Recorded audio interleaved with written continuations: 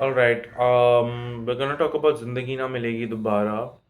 It's the one movie which everyone loves sucking off, which loves glazing, saying it's the greatest movie they've ever watched and it changed their life. And they end up being the same people they were after they watched the movie, and they implement zero of the teachings which the movie tries to implement. But anyway, I think the movie is actually really nice. I'm not gonna sit here and pretend that it changed my life because it didn't. I watched it and I was like, oh, that was a decent movie. I wasn't like it opened up the worldview. I don't understand because I know movies have that influence, right? Because there are some movies that have done that for me. But I feel like a movie which everyone tells changed their whole view of life.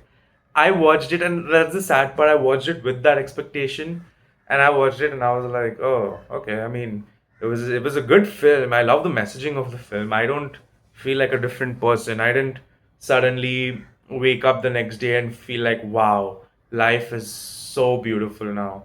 I mean, life just got worse for me after I finished watching this film. But half glass full, glass half full, half empty type thing. But as for the movie itself, I think it's a good film. I don't think it's a great film. I think some of the movie feels a bit dragged, actually. I feel like some of the moments could have been removed. I love the chemistry. So let's talk about that. I think the chemistry between our main trio, Hrithik Roshan, Abhay Deol, and Farhan Akhtar, are actually fantastic. I think Farhan Akhtar is easily one of the funniest characters in the film.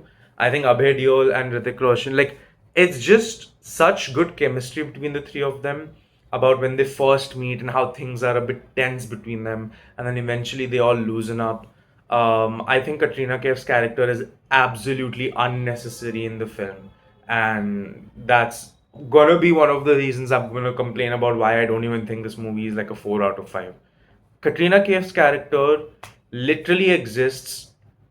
um I liked her character until she helped Hrithik Roshan realize the true meaning of life. I thought that was beautiful. I think that's actually one of the best parts of the film when Hrithik Roshan finally goes, what is it, scuba diving, and then he like comes back and he overcomes his fear of water, and that whole slow motion scene after that, fantastic.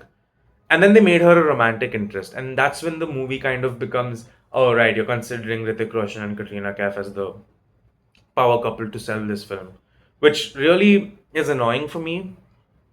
And wasn't there like a controversy where Abhay Deol said he was not nominated because even though it was a movie about three people, they considered Hrithik Roshan the main character, which I agree with Abhay Deol. I don't think there is a main character in the film at all. I think the movie is equally about the three friends.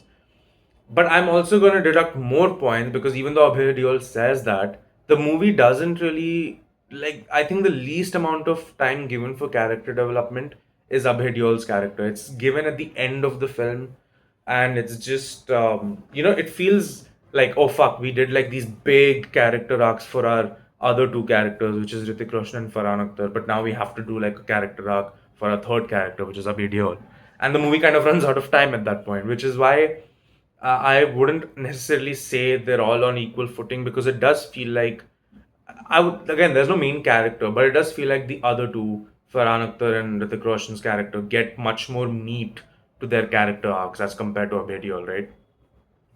Kalki Koechlin absolutely kills it as the crazy woman. Her performance in this is so good.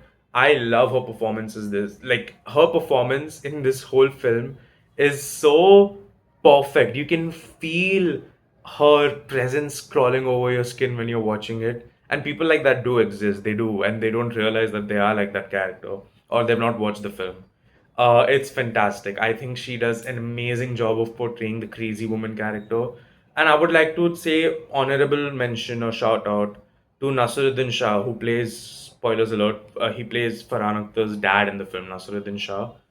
Incredible. He is not even there for like 10% of the film. He's there in like three scenes, I think.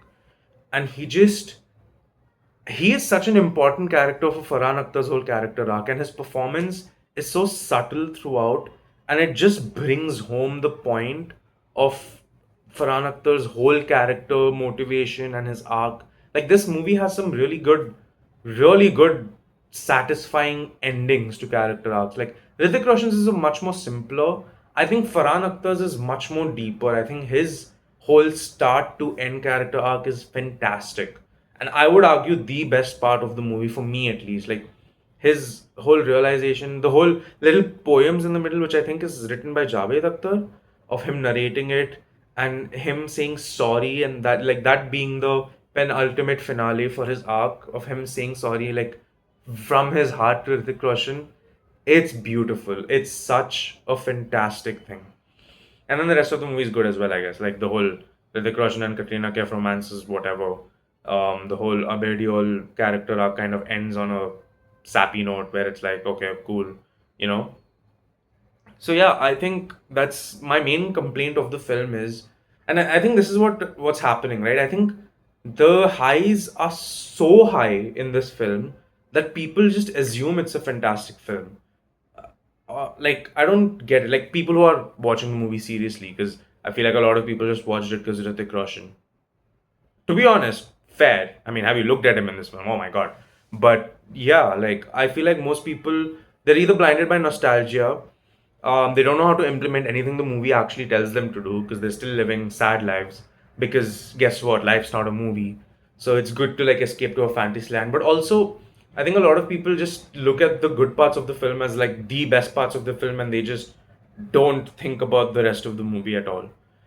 So let me know what you guys thought of the film. Rewatch the film and then let me know because I don't want you to tell me, oh yeah, the movie's really good, blah blah blah, when you watched it like 8 years ago when you were a teenager and you had dreams and hopes and joy left in your life. I'm too old for that shit and you're too old for that shit. So let me know what you guys think of the film. Don't forget to leave a like and subscribe. I'll see you all in the next one. Bye.